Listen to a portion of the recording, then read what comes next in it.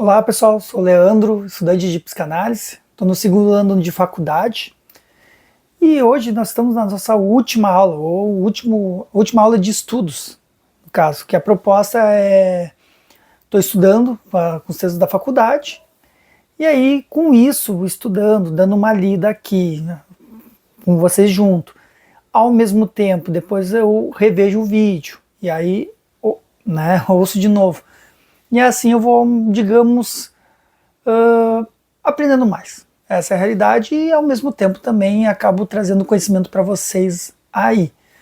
Claro que como é uma leitura de estudo, fiquem à vontade aí para deixar nos comentários alguma dúvida ou alguma sugestão ou até alguma contraposição, enfim, qualquer coisa aí que vocês queiram contribuir, que é muito importante para a questão dos estudos. Quanto mais troca de conhecimento, muito melhor.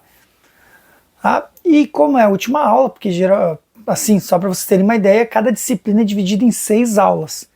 E cada aula tem 5 temas e mais uma questão prática. Então, estamos na nossa última aula, que é a clínica em Winnicott. Então a gente está estudando tudo sobre o Winnicott.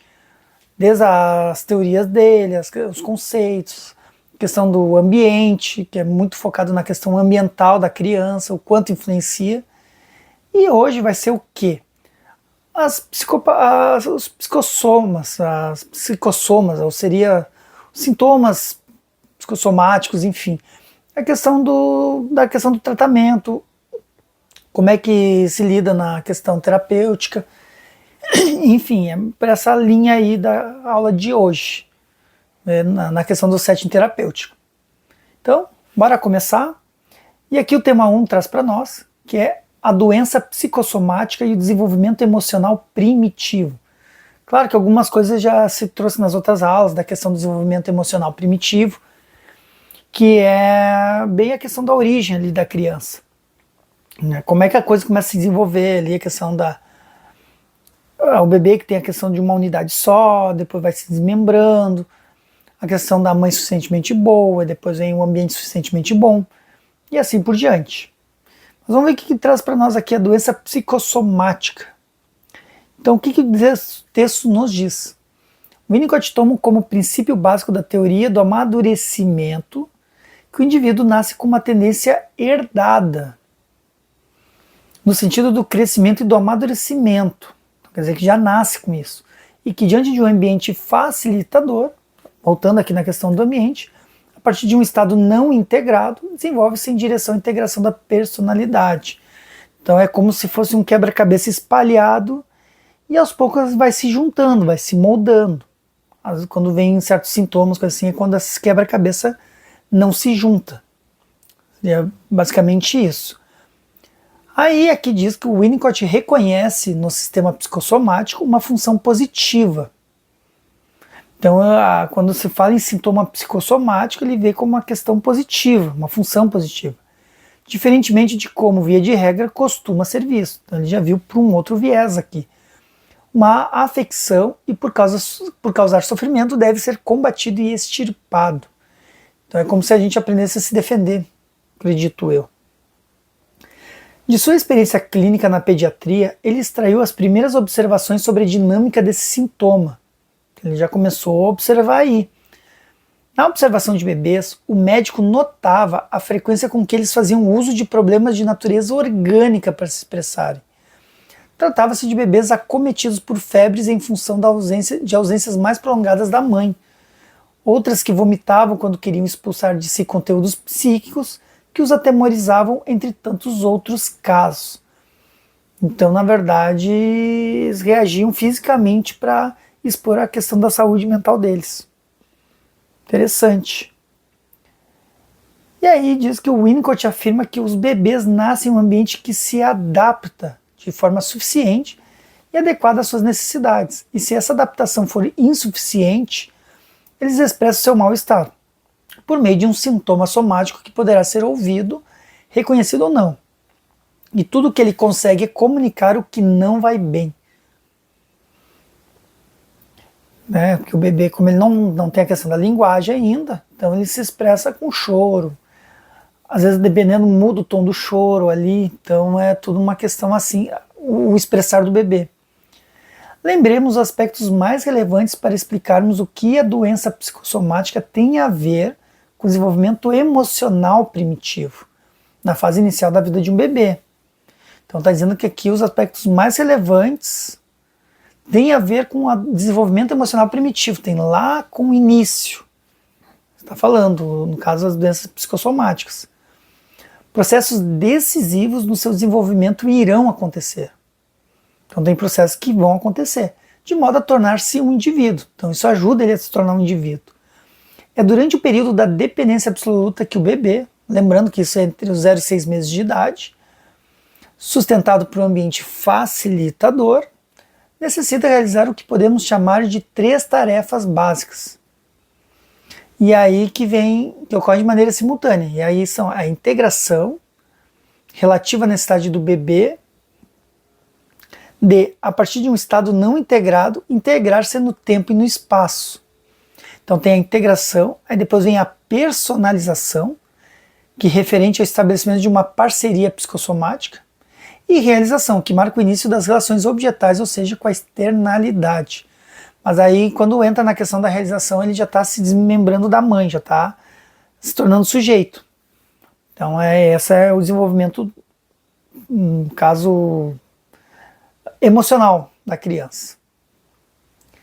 E aí, para Winnicott, a tendência a integrar-se é realizada a partir das experiências instintivas que tendem a aglutinar a personalidade a partir de dentro. Lembra aquela questão do quebra-cabeça? Só que vem de dentro da criança, em conjunto com o cuidado recebido pelo ambiente. Então, tudo faz parte. A conquista da integração se refere à possibilidade de ser um, se sente sujeito. Para isso, um passo importante é a vivência do eu como diferente do não eu. Quando ele começa a dar conta que existe um não eu, ali ele já está se integrando ou integrado. Isso tudo é o que eu estou entendendo aqui, né, pessoal? Qualquer coisa, deixe nos comentários. Com o processo de integração, ele passará a ter uma vivência corporal de uma unidade. Né? Já se constituiu como um sujeito, já está se entendendo como sujeito. Esse processo se dará na dependência dos cuidados maternos. Então, tem que ter os cuidados maternos para acontecer essa integração. Por meio de um holding bem estabelecido, que é o holding, é o acolhimento. A mãe auxiliar o seu bebê, e sendo com seus braços um continente para ele, irá oferecer-lhe uma sensação de unidade, de um corpo integrado, e não feito em partes, como ele experimentou anteriormente quando fusionado à sua mãe e indiferenciado dela. Então, enquanto ele está naquela questão de não conseguir identificar, é um quebra-cabeça perdido. Sim, ele não está integrado. Ele não... vocês pegam um quebra-cabeça, vocês olham aquelas peças soltas ali e não entendem nada. No momento que junta, formam uma imagem. É a mesma coisa em relação ao bebê. Outro processo que acontece é o da personalização. Tá? Primeiro, a questão da integração. Ele se vê a separação do eu do não eu. A segunda é a personalização. Então, integração, personalização e realização. Então, personalização. O que nos fala? Que levará ao desenvolvimento de um psicossoma. Então, está dizendo que a personalização leva ao desenvolvimento de um psicossoma, em que psique e soma formam um todo. Vamos ver o que significa esse trem aí. Por enquanto está confuso para mim aqui a questão da personalização. Dito de outro modo, a psique começa a viver no soma e uma vida psicossomática de um indivíduo que se inicia. Pelo handling, ou seja, de manusear, tocar, cuidar, provoca-se sensações corpóreas que irão proporcionar ao bebê sentir o próprio corpo. Agora já tá. Então tem a ver com sentir o próprio corpo. Primeiro é se ver como sujeito. Depois a questão do sentir. Talvez seja isso a personalização. A essas sensações corpóreas de existir vão se associar fantasias resultantes de um trabalho da psique. Poderíamos falar que é um indivíduo com uma capacidade de pensar sobre o que acontece em seu corpo. Nesse processo, espera-se que aconteça uma psique instalada no corpo, ou seja, uma unidade psicossomática. Tá indo. Agora esse último trecho deu para entender um pouquinho mais aqui. Mas vamos ver, o o soma é que para mim ainda está confuso. Não sei se o soma é soma de tudo que está acontecendo ou é outra coisa. Vamos ver. Mas aqui já vai para o processo de realização. Então, acredito que seja a soma dos toques. E aí vem a questão do psique, que aí ele pensa sobre o corpo. Vamos pensar assim por enquanto. Até porque sintomas psicossomáticos é quando vem no corpo a doença. Vamos ver. No processo de realização, aí já aqui é a terceira etapa do desenvolvimento psicoemocional. Então, no processo de realização, dá-se a construção de uma relação de um self, que está nascendo com o mundo externo. Lembra do self verdadeiro, self falso. O false self, o verdadeiro self. Tendo como efeito uma confiança nessa exterioridade. Ele começa a confiar no externo, no ambiente. E é também a base para as relações objetais, quando ele começa a interagir com objetos. Nessa fase, a apresentação de objetos funcionará como substitutos da presença materna. Se essa apresentação acontecer de modo a gerar no bebê um sentimento de confiança, tudo vai bem. O bebê passa a ter outros interesses para além da mãe. Vai se distanciando, vai se tendo independência, seria uma analogia. Se a mãe, no entanto, ao exercer essa função de apresentar objetos, não lhe oferecer a confiança necessária, o bebê continuará fusionado a ela e desinteressado pelo mundo externo, fica naquele mundo da mãe ali. Enfim, Winnicott explica em sua teoria como o processo de constituição da pessoa humana se inicia com uma condição de absoluta dependência do bebê. Então, lembrando aquele início lá que o bebê não consegue nada. Em função de sua imaturidade, ele sente os efeitos do ambiente que poderá falhar ao atendê-lo. Claro, né, pessoal? É aquela coisa, vocês nunca fizeram, sei lá, que nem apresentam um trabalho novo para vocês. Como é? Vai bater insegurança de como fazer. E com a criança não é diferente. A diferença só é que é como a gente lida com isso. Por a criança ser imatura, o que acontece? Vai lidar com as questões estranhas, a imaturidade não vai saber o que fazer, daqui a pouco vai ter uma reação adversa, enfim. E aí, se os adultos, quando amadurecem e lidar com emoções fortes, coisas assim, vai saber lidar. Agora, no momento que acontecer, se não está amadurecido emocionalmente, digamos, quando acontecer um problema, sei lá, um desentendimento ou uma divergência, não vai saber lidar com a situação. Então essa é a questão aí.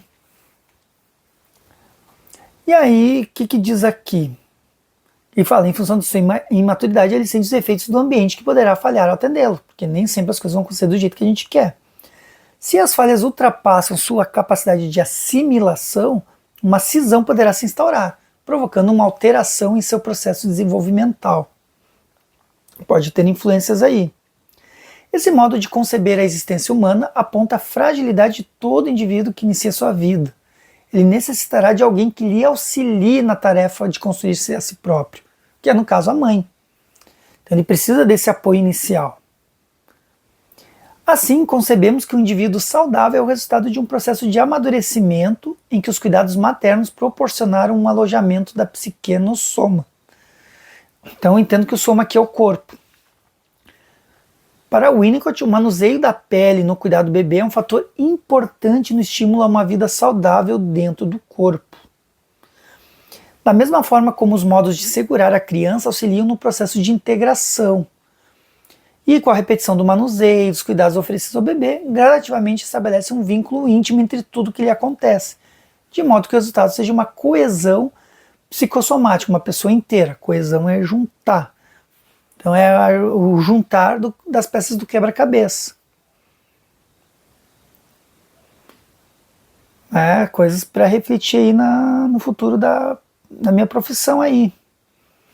E de levar para a clínica essas questões, porque vão surgir. Vamos ver.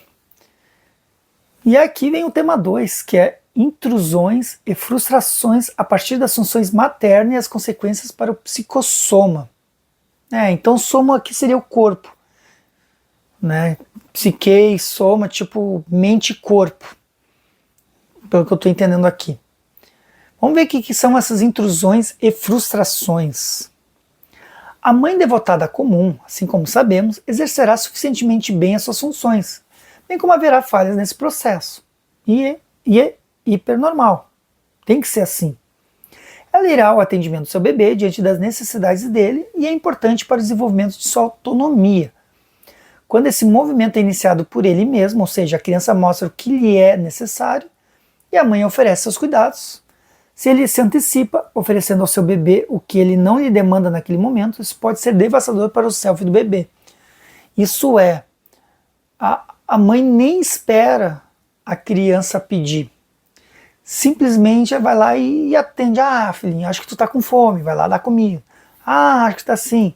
Então, isso tem consequências, conforme o Winnicott nos trouxe. Tem consequência na fase adulta do bebê, do indivíduo. Então aqui dá um exemplo. Ó. Imaginemos uma mãe que a todo momento que seu bebê chora, lhe oferece o seio. Assim, ele passa a sentir que o alimento tem o poder de aplacar uma dor, um desconforto, e como já vimos, isso pode estar na etiologia de alguns vícios, como beber, fumar, falar demais e de transtornos alimentares. Aqui temos intrusões provindas de um ambiente invasivo. Pô, às vezes um detalhe parece tão pequeno e não é. E pode impactar a vida inteira da pessoa. Até trazendo um ponto aqui, poderia vir um manual também, né, pessoal? Para quem é mãe aí de primeira viagem, ou até para outras viagens aí também, poderia ter um manual aí, que olha, que depois das consequências, assim, e aí vem a necessidade da terapia, só que infelizmente nem todo mundo tem acesso à terapia. E aí como é que fica? Tem que lidar com seus problemas aí. O que você vai fazer? Mas é complicado. E aí, segundo o Winnicott, algumas patologias poderão se desenvolver, em função da consequência de um cuidado excessivo ou a falta de acordo com as falhas ambientais. Assim, conforme o tipo de maternagem, teremos uma psicopatologia correspondente. Então, dependendo do jeito que a mãe criar, vai ter uma patologia que a criança vai desenvolver, ou na fase adulta. Vamos ver aqui, no exemplo, na forma invasiva da maternagem, aquele cuidado excessivo, por exemplo, ou de oferecer quando não precisa, temos uma mãe que oferece ao seu bebê aquilo que não corresponde a uma necessidade dele, naquele momento. O exemplo do seio dado anteriormente explica bem essa situação. O self verdadeiro do bebê se recolhe e o falso self aparecerá para protegê-lo e atuar em seu lugar. Sabemos que todos nós, em alguma medida, temos um falso self, como uma forma de autopreservação na vida em sociedade. Claro que a gente nunca é o que realmente é. Até porque se a gente fosse falar tudo o que pensa, por exemplo, vira um pandemônio. Então é complicado mesmo, assim. Então a gente tem, só que o problema é quando tu perde a questão do verdadeiro self e só tem um falso. Então não tem isso. Só que aqui, tratamos aqui de um tipo de invasão excessiva e que se constitui como uma falha importante para o desenvolvimento do bebê. Acontecendo isso, o problema passa a ser quando o indivíduo tem um desconhecimento do seu próprio self verdadeiro, porque uma coisa é tu usar de vez em quando teu self falso para viver em sociedade. Outra é tu não ter o self verdadeiro. Então tu vai estar sempre com o self falso ali. Não está sendo tu. Está sempre fingindo, no caso. E aí na maternagem exercida por uma mãe que não está disponível a chamar seu bebê, aqui é o contrário, uma é excessiva, outra é a falta. E por esse motivo não responde às suas necessidades, aí não tem as necessidades atendidas. Nesses casos ele se vê privado na expectativa de ser atendido.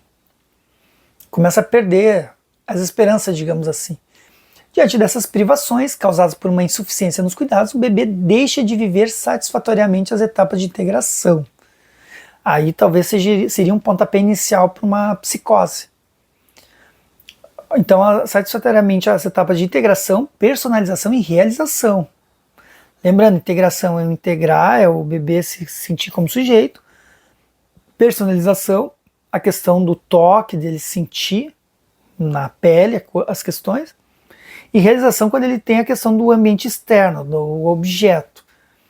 E algumas formas de psicose podem vir em consequência disso, como eu falei antes. Sem uma unidade do self.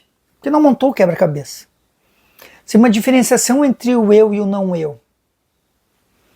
Sem uma experiência de viver dentro do seu corpo. Sem a ideia de viver em um mundo externo, confiável ao seu dispor, porque nunca teve esse ambiente. E aí, na psicose, há uma confusão entre o que é externo e o que é interno, o que explica as alucinações e os sintomas de despersonalização, fato que acontece quando o indivíduo crê em alguém que controla o seu corpo e seu pensamento. Por exemplo, a paranoia, um exemplo. E aí o Winnicott destaca também outro tipo de maternagem intermediária, não sendo totalmente suficiente nem totalmente suficiente. Trata-se de um ambiente mais ou menos bom. E é ele que está na origem das doenças psicossomáticas. Então nem ao céu e nem ao inferno. E aí, de acordo com Winnicott, o pior dos ambientes é o inconstante, ou seja, aquele em que o bebê é forçado a compensar intelectualmente a inconsistência de uma mãe, que às vezes é boa e às vezes é má. Então uma hora está bem, outra hora está ruim. E aí as falhas maternas, que têm essa inconstância como uma característica, segundo o autor, no caso Winnicott, podem produzir uma hiperatividade intelectual. Porque, claro, tem que estar toda hora raciocinando. Uma hora vai, uma hora não vai. Eu imagino que seja isso. Nesse aumento excessivo da função mental reativa a uma maternagem constante, pode ocorrer uma oposição entre psique e soma, no caso entre mente e corpo. Desde que, em reação a esse estado ambiental anormal, o pensamento do indivíduo passa a se assumir e organizar um psique-soma, ao passo que na saúde esta é uma função do ambiente. Então, na saúde, a mente não tenta usurpar a função do ambiente, mas torna possível a compreensão e, eventualmente, o uso de sua falha relativa. Então, com a usurpação das funções do ambiente pela mente, o bebê ou a criança emprega seu intelecto para transformar-se na mãe. Aí, na verdade, ele tenta simular o que a mãe deveria fazer. É uma questão de defesa aí. E aí entraremos no tema 3, que é a mente e sua relação com a doença psicossomática. Daí vem a questão do intermediário aqui. Agora vamos ver as consequências. Veremos aqui o que acontece na mente, né, no processo de personalização. Então, aqui na questão do toque, lembra, né, pessoal? A questão do toque, começa a sentir o corpo, coisa e tal. Então, o Winnicott propõe dois fenômenos distintos. Um relacionado ao corpo, com as sensações físicas de calor, frio, fome, prazer, odor, e outro relacionado à psique, que são as fantasias, imaginações ou efeitos produzidos a partir das sensações corpóreas. Lembra que a fantasia é importante também, a ilusão. E que são uma tentativa de entender aquelas sensações ou um processo psíquico que busca interpretá-las. Desse modo, de acordo com a proposição do autor, a psique representa a elaboração imaginária dos elementos. Então ele começa a imaginar coisas, sentimentos e funções somáticas, sabendo que essa elaboração imaginativa depende de um cérebro saudável em funcionamento. Aqui, vamos ver, tá no caminho aqui. Estou entendendo, mas parece que está meio sem sentido para mim aqui nesse texto. Vamos ver. As fantasias, as imaginações associadas a cada sensação corpórea vão fazendo uma costura entre psique e soma. Tá. Então, na verdade, a questão de ele imaginar as sensações, tudo, ele pensar sobre, vai se configurando em uma unidade psicomática, tipo, vai costurando essas questões, porque cada sensação frio, calor, são coisas diferentes. Mas ele vai linkando ali. O psicossoma é feito de experiência de prazer e desprazer. Então, tem que ter os dois sempre. As de natureza prazerosa vão sendo úteis para fazer essa conexão entre psique e soma, mente e corpo. Então o prazer é importante nesse sentido. Já as experiências desprazerosas, nas quais as necessidades do bebê não são atendidas, causam frustração. Então na questão do... Então o prazer é útil para a conexão entre mente e corpo. E já as experiências desprazerosas para causar frustração, para lidar com a frustração. Então o Winnicott afirma que quando o bebê lida com essas frustrações em nível tolerável, ele começa a desenvolver a capacidade de dar significado às suas vivências de frustração. Ele vai entendendo, de raciocinar e pensar sobre o que aconteceu a partir das sensações que sentiu. Essa capacidade criará uma área específica na psique, uma instância psíquica que o Winnicott definirá como mente. Então, na verdade, a questão quando forma a mente é porque ele consegue compreender as frustrações e aí ele consegue raciocinar em cima disso. E aí é a nossa fase adulta. Quando a gente está bem saudável, mentalmente falando, vai acontecer as frustrações, mas a gente vai conseguir entender as frustrações. Vai conseguir lidar com elas. O Winnicott fará a elaboração da teoria da mente, baseada no trabalho com pacientes de psicanálise que precisavam regredir a um nível extremamente precoce do desenvolvimento dentro da transferência. Tipo, simular um ambiente lá na infância, lá no bebê, praticamente. Essa teoria ele propõe que a necessidade de um ambiente bom passará de um nível absoluto para um nível relativo. Então o que acontece? Num setting terapêutico tem que ter um ambiente, digamos, suficientemente bom para poder tirar o adulto ali, o paciente adulto que está com a criança ali aflorada, sair da questão da dependência absoluta, que é a dos primeiros meses, a relativa. Ele já começa a perceber como sujeito. O que acontece é que ele não se vê como sujeito, se vê ainda integrado, nem integrado, como se fosse. Claro, se não está integrado é porque daí já está num nível psicótico, mas enfim. E aí, o que fala aqui? Diante da mãe suficientemente boa, o bebê dará conta de suas falhas a partir da atividade mental, que transformará o ambiente suficientemente bom em ambiente perfeito. Desse modo, ele transforma a falha da adaptação em êxito adaptativo. Se adapta, liberando a mãe de ser quase perfeita. Tipo, ele consegue se adaptar. Mãe, não precisa ser perfeita. Eu consigo dar conta aqui. Só que para ele chegar nesse nível de dar conta, ele tem que, num primeiro momento, ter um suporte da mãe no início. Olha que loucura isso. Cara, sensacional esse texto. Não, é um estudo da faculdade, mas eu imagino que estudando o Winnicott é perfeito. Não sei se a tendência vou seguir o Winnicott. Vamos ver, porque eu quero ver se eu quero trabalhar muito com criança. Mas vamos ver. Mas o Winnicott não é só criança, é adulto também. Inclusive o adulto tu leva a questão da infância. Mas vamos ver aqui, para o Winnicott, o funcionamento variável do psicossoma, sempre na busca de defender-se das ameaças à continuidade do ser que acompanham cada falha na adaptação, é onde está a origem da atividade mental. Então sempre quando tem a questão das defesas, quando se sente ameaçado, é ali a origem da atividade mental. Aí quando o trabalho mental não é suficiente para elaborar vivências de desprazer em nível ampliado, no caso a frustração, o bebê tende a passar por processos de desintegração, se desmancha, despersonalização e desrealização, equivalentes a um processo de psicotização, ou se valerá de um mecanismo de defesa contra a psicose. Entrega ao corpo o soma toda a sobrecarga que a mente não pôde resolver. E aí joga no corpo para não desenvolver uma psicose, por exemplo. Esse recurso de defesa o bebê só desenvolverá se houver um ambiente mais ou menos suficiente. Tipo, tem que estar no meia boca. Claro, se não tiver nada, aí sim não tem como, nem se integrou.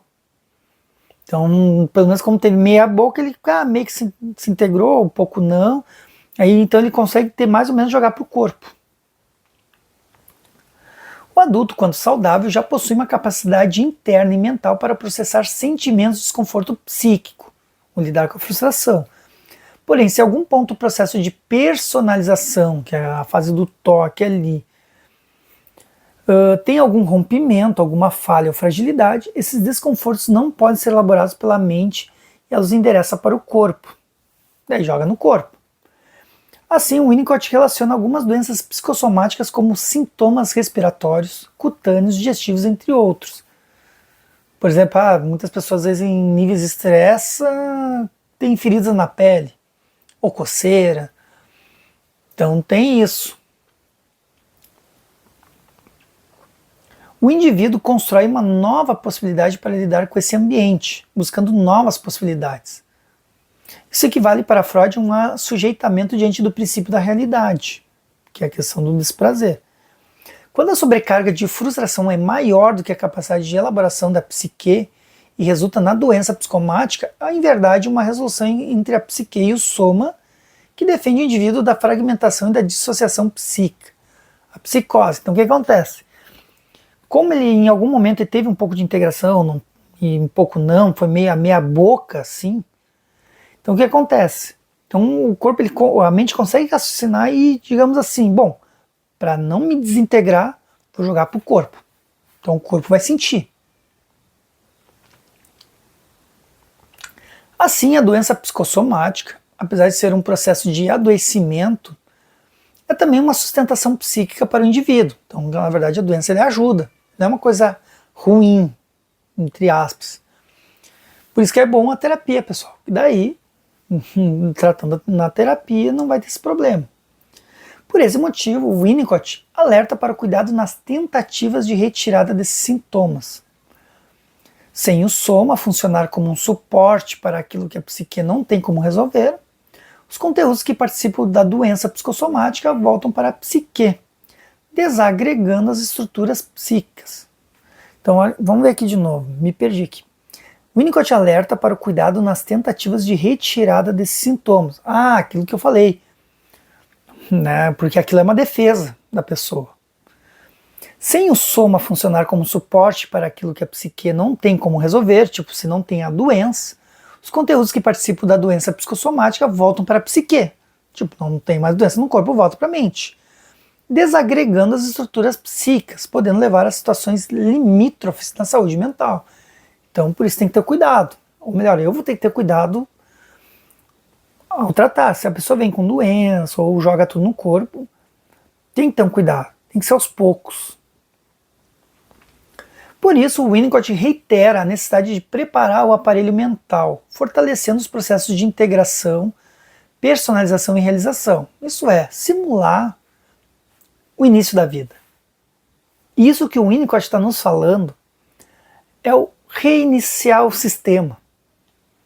Claro que a gente não pode voltar mais na fase bebê. Então é tudo uma questão mental ali, uma simulação. Mas é como se fosse isso, um reset, começar do zero. Então seria isso, porque para fortalecer o processo de integração, personalização e realização. Então a gente tem que fazer essas 3 etapas com o paciente.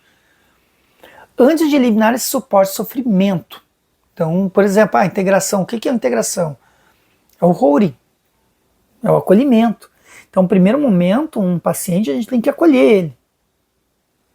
E aí depois sim vai indo para as próximas etapas. Claro, a questão é saber como. Vamos ver aqui. Então, a partir de quando o indivíduo tem esses processos fortalecidos, ele passa a não mais precisar da doença como uma tábua de salvação. Aí sim, porque terá uma mente mais preparada para lidar com as frustrações, encontrando novos recursos para lidar com elas. E aí, pessoal, entramos no tema 4, que é a doença psicossomática, clivagem força positiva. Vamos ver o que é esse trem aí, hein?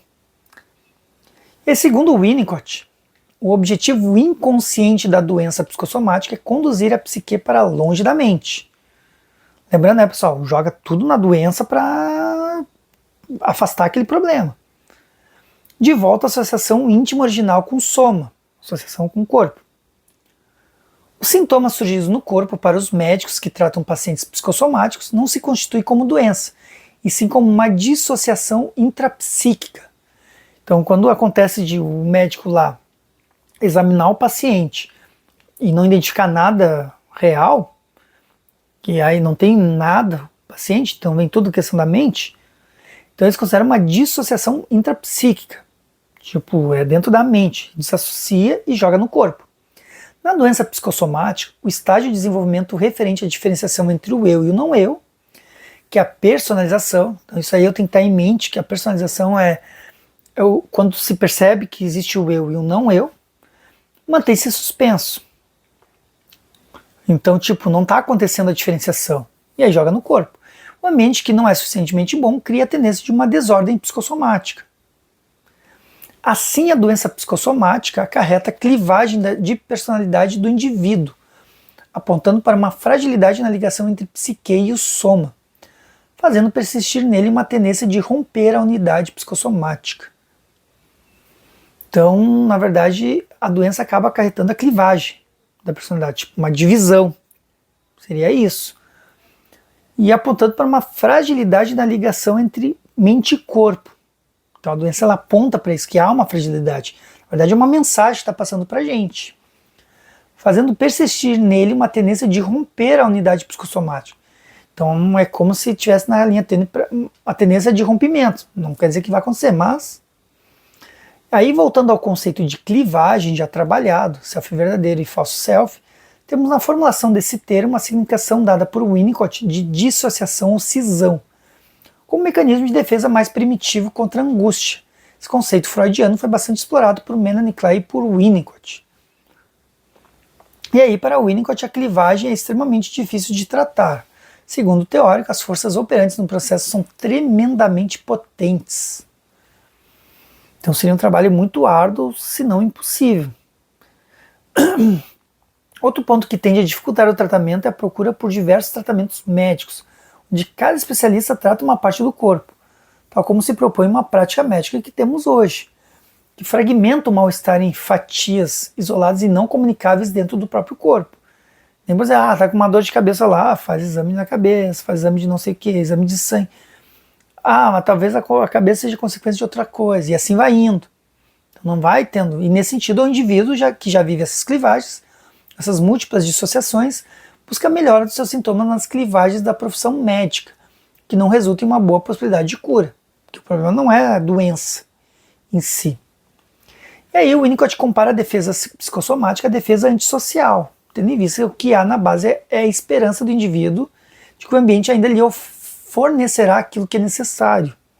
Desse modo, tanto a doença psicossomática quanto a tendência antissocial resultam da perda de algo bom na experiência da criança, até o momento no qual esse elemento foi retirado.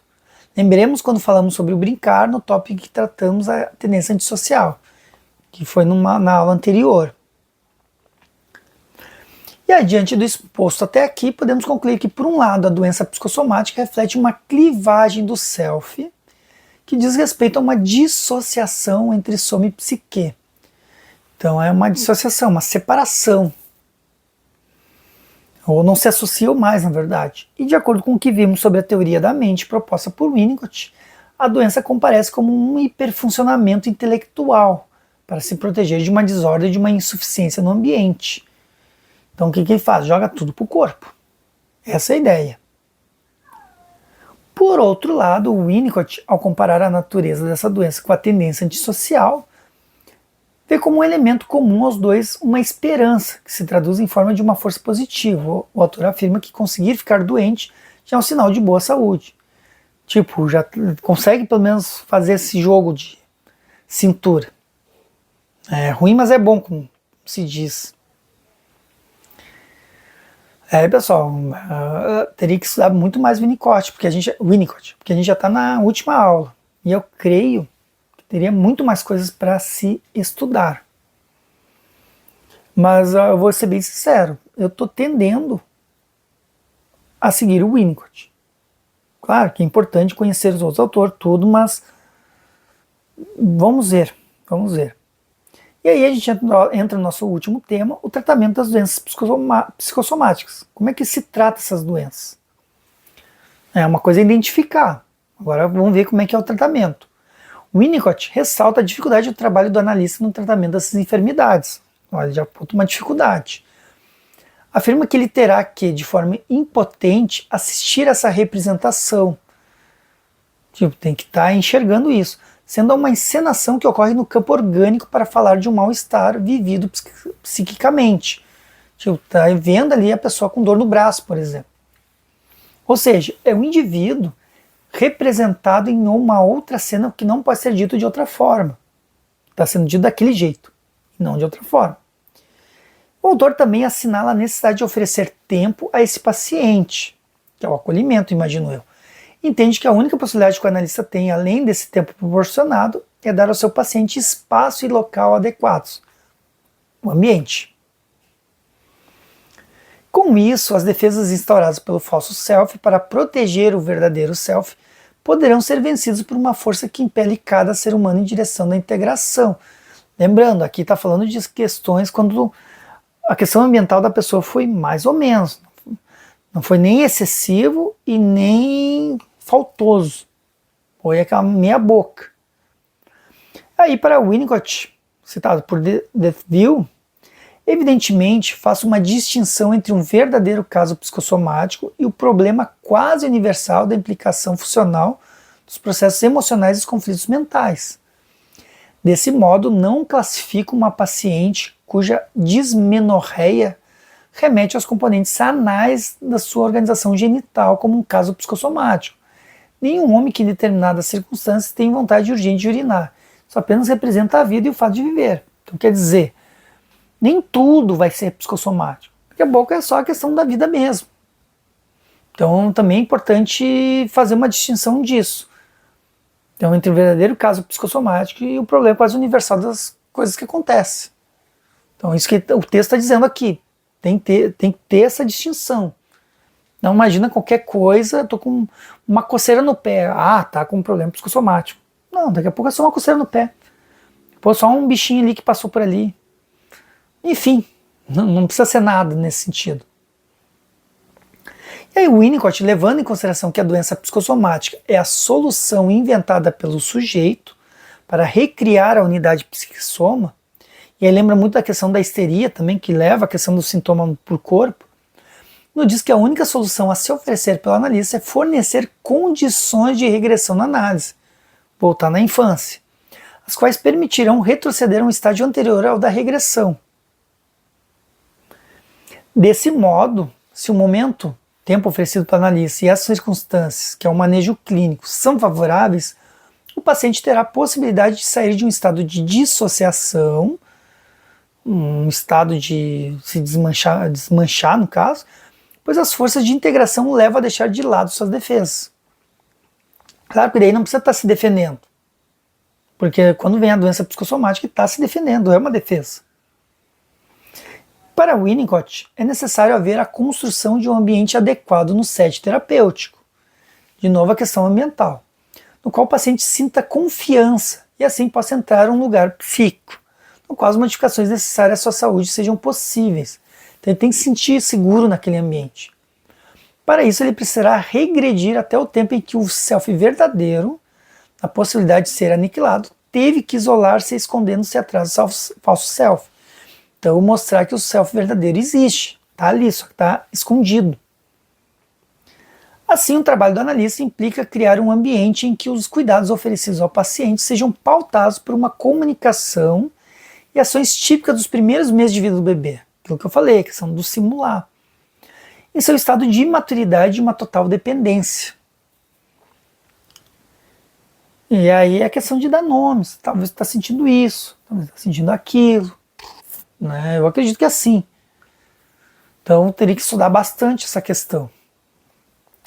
E aí o Winnicott dispensa qualquer tentativa interpretativa da parte do analista. Então, no primeiro momento, tu não tem que se preocupar em entender o porquê daquilo, e sim acolher. Destaca a importância no manejo clínico da atenção, do cuidado e da espera. Ou seja, o comportamento do analista é fundamentalmente mais importante para o paciente do que as interpretações. Então, no primeiro momento, tem que acolher o paciente. Deixar para depois a questão da análise. Afinal, as doenças psicossomáticas, como sabemos, têm origem na fase em que o indivíduo era ainda muito imaturo. Uma interpretação em um momento inadequado teria um efeito de repetição da experiência da clivagem, da dissociação. Portanto, para que esse trabalho seja efetivo, o setting precisa estar organizado para oferecer uma sustentação terapêutica, o holding, que seja coerente com as necessidades do paciente, tanto no modo como ele se organiza no espaço, com sua gestualidade e ritmo pessoal, como também, em especial, no modo como habita no seu próprio corpo. Então tem que estar um ambiente bom para ele. E a tarefa do analista é oferecer um ambiente com as condições necessárias para que o indivíduo encontre os elementos essenciais e finalmente possa integrar a psique e o soma. Para tanto, ele precisa acompanhar o processo do paciente de modo a promover a retomada do seu processo maturacional. Claro, aqui estou entendendo. A dúvida que fica é como, na prática mesmo, como proceder isso. Enfim, se a unidade psicossomática é uma resultante dos cuidados maternais oferecidos ao bebê, nos casos de distúrbios psicossomáticos, o analista precisará adequar a sua postura semelhante à da mãe, que é o cuidado. Desse modo, a sua atuação será relacional, do mesmo modo como somente por meio da relação com a sua mãe, o bebê conquista o estado de sentir-se alojado no próprio corpo. Então, o primeiro momento é o acolhimento para o paciente sentir com o analista como uma coisa só. E aí depois sim, aos poucos, vai separando. E aí, pessoal, finalizando aqui na prática. Então, uma aula curtinha aí, mas muito bom, muito top. Claro que eu percebo que isso aqui é um resumo de tudo. Então teria que entrar muito mais a fundo. Até assim, um PS, um por fora, assim, só para uma coisa assim, que nem na questão do meu profissional, que eu pretendo ser analista. Já estou me planejando para o ano que vem me preparar forte na questão da análise, porque esse ano está muito corrido, questão de direção de escola, enfim, e vídeos, vida pessoal, então está bem corrido. E aí eu pretendo já me dedicar bem para o ano que vem, planejar para isso, análise pessoal, seminários, congressos, enfim. Essa é a minha ideia. E tem que planejar, porque senão não adianta. Claro que também tem questões financeiras, então esse ano está bem complicado. O ano passado teve enchente, a minha casa foi atingida, daí tive que alugar uma outra casa, essa aqui a casa é alugada. E aí não voltei mais para minha casa, até reformei, aluguei de novo, enfim. Então foram muitas coisas que aconteceram, então aos poucos eu estou me reorganizando. Então não foi fácil, não está sendo fácil. Mas seguimos aí, né, pessoal? Não podemos desistir. E aí, então eu quero me organizar para o ano que vem para isso, para fazer tudo. Assim, tudo tem direito, digamos assim, na questão profissional. E aí, o que nos traz a prática aqui? Voltando agora. Traremos agora um caso clínico tratado por Winnicott, cuja causa é a urticária papular, uma condição comum da pele que ocorre nos bebês. São manifestações que aparecem e desaparecem rapidamente. Aí o Winnicott conhecia as causas físicas associadas a essa condição e traz esse caso como um entre tantos outros, nos quais não se verificou nenhuma causalidade externa. Saiu ali as feridas, mas não tem. Segundo o autor, o acometimento dessa doença de uma forma aflitiva corresponde a um transtorno psicológico complicado, correspondente a uma masturbação obsessiva na infância, em que a pele se transforma em um campo de batalha. Traduz uma luta entre um impulso que exige gratificação e ao mesmo tempo um sentimento de culpa que ameaça privar a criança de um prazer. Desse modo, o coçar obsessivo indica o medo da criança em perder o prazer. Ops! Vamos ver, segundo o autor, o acometimento dessa doença, de uma forma aflitiva, corresponde a um transtorno psicológico complicado, correspondente a uma masturbação obsessiva na infância. Correspondente, no caso, em que a pele se transforma em um campo de batalha. É como se estivesse se masturbando, digamos assim. Traduz uma luta entre um impulso que exige gratificação, e ao mesmo tempo um sentimento de culpa que ameaça privar a criança em um prazer. Desse modo, o coçar obsessivo indica o medo da criança em perder o prazer.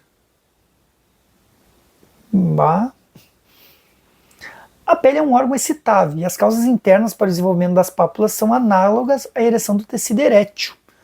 E as mãos têm no coçar uma função masturbatória. E aí vem aqui claro, aqui deu uma teoria, agora o caso clínico. O menino de 8 anos de idade começou a sofrer de uma urticária irritativa. Quando bebê, chorava muito e era nervoso. Era o filho do meio e uma prole de 5. O mais velho também era irritadiço. Aos 2 anos de idade, após um resfriado, começou a ter dificuldades emocionais. E depois de uma semana ficou muito quieto e lentamente recuperava sua vitalidade. Nunca recuperou da alergia e tornava-se mais nervoso com muitas coceiras provocadas pela urticária papular, alergia epidérmica. Sua mãe lhe falou que se continuasse a coçar, pioraria ainda mais. Ao parar de coçar, começava a desenvolver edemas nas pálpebras, mãos, pés e atrás das orelhas, que apareciam e desapareciam subitamente. Sentia também apertos no peito e continuava chorando com muita facilidade. O menino relata a Winnicott que quando está na escola e fica pensando nesse incômodo que sente, piora muito, chegando a ter até dificuldade para respirar, mas ao pensar em alguma outra coisa, sente-se bem. Winnicott lhe pergunta que tipo de coisa ele precisa tentar não pensar, e ele responde ao médico em coisas ruins, como matar alguma coisa, faz com que fique difícil respirar. Essa criança foi admitida ao hospital quando teve um edema nas pálpebras e nas mãos, e como é comum acontecer, o edema cedeu de imediato, e não se achou nenhuma evidência de doença física para explicar o sintoma. Depois, aqui não deu o que aconteceu de fato com a criança, a continuidade da questão clínica, só trouxe o exemplo. Mas aí diz muita coisa, assim. Enfim, pessoal. Então, finalizamos por aqui a clínica em Winnicott com as 6 aulas. Espero que vocês tenham gostado, tenham aproveitado muito os conhecimentos trazidos pela faculdade. E agora eu espero ir bem nas avaliações, tudo. E na verdade minha preocupação não é só... Claro, são as avaliações porque é uma obrigação, mas a minha preocupação maior é o aprendizado mesmo, e então acredito que para mim foi muito proveitoso. Então espero vocês para na próxima disciplina. E qual será a próxima? Fiquem no aguardo no canal aí para vocês saberem. Certo, pessoal?